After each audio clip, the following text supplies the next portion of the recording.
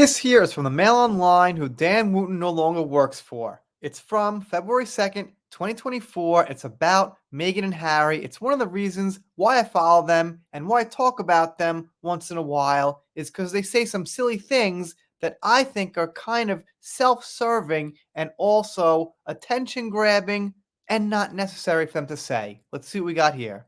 Harry and Meghan released video of Duchess telling families of children who have been victims of cyberbullying that we all just want to feel safe as couple front campaign calling for urgent change in the online space. And what would that be aside from taking freedoms away from people for expressing what they want to say? Now, look, I'll agree if you go after the same person over and over and over in their DMs, on their personal timeline, maybe something directly at them, yeah, maybe that would call to be a, temporary suspension looked into or something. But what Meghan and Harry want is for people to be limited in criticism of other people in general. For example, if I go on a random channel and start saying things about them or on my personal channel, they don't really like that. They're not talking about stopping personal bullying per se that's directed at the people. What they're getting at is a general sense of let's calm down this bullying. And why them? Why would they be the ones to say it? This is what I keep going back to with Meghan and Harry and why I don't like them. Is they put their nose in places where they're just trying to look good, not because they genuinely care. They're sniffing around, throwing shit against the wall, and trying to see what sticks and looks good. Because I don't see what they're doing that's genuine, that they've got real interest in. Maybe someone can drop me a link or something. Prince Harry and Meghan Markle have released a video urging social media companies to reduce the amount of harmful content children see online. Of course, children. I've got kids. More than them. You know what I'm worried about? Not this. Not really. I'll admit my kids are young. They're not in teenage years yet, in high school, reading things in detail. But I don't know, man. I'm more worried about their diet, that they do their schoolwork, they get along with people in real life. Sure, online's a concern, but it's low on the list. If it gets to be too much, take the phone away, take the Nintendo Switch away, whatever. The Duke and Duchess released a clip last night of their appearance at a World Mental Health Day discussion in New York on October 10th last year. So, they released a throwback just a few days ago or something. This is not the way that they're going to gain popularity, fans, and that kind of thing. This is how they'll probably keep sinking. They issued the video on their Archwell website following a U.S. Senate Judiciary Committee hearing on the online child safety, which took place in Washington yesterday, and saw politicians warn social media giants, you have blood in your hands.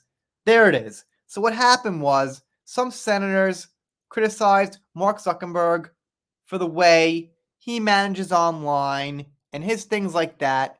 I don't know big details, but I know they came down on him. So I guess Meghan and Harry thought it would be good timing to put out their video because they talked about this. Yes, you guys are great.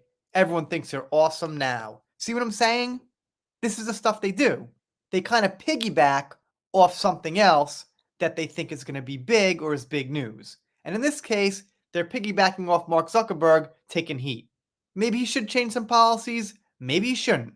I'm not totally sure, but Harry and Meghan are not the people to decide and pitch in on it and be so important with their opinion on it. But that's my silly little opinion. I say, let people say what they want. The best thing to do is have people grow thicker skin and not get so triggered and insulted about every little thing. I've always said being offended is part of the problem because you could just not be offended and move on. Be the better person. That would solve a lot of things. There's always going to be people saying things. It's how you react. Mark Zuckerberg gave an apology to families. I mean, look, I'm sure they've got a little bit of a point brewing here, but it's not a full picture. Meghan adds everyone now is affected by the online world and social media. There's an entry point that's positive and creative community, but we all just want to feel safe. I feel safe. You know what doesn't make me feel safe? People talking about censoring, telling me what I can and can't say, that threatens how I make money.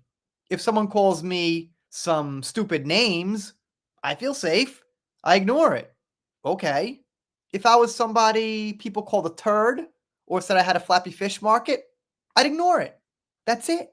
If I get triggered and upset and stuff like that, it makes it worse. What's a flappy fish market anyway? It's so silly. Easy to ignore. And it says that their foundation, Archwell, has been working with people who've been exposed to bullying online, cyberbullies, and things like that. This is what I mean by self-serving, because they think they've been exposed to it. So they want to try to solve a problem that's happening to them, not because they actually care. If they actually cared about something, it would be better if they had no stake in it.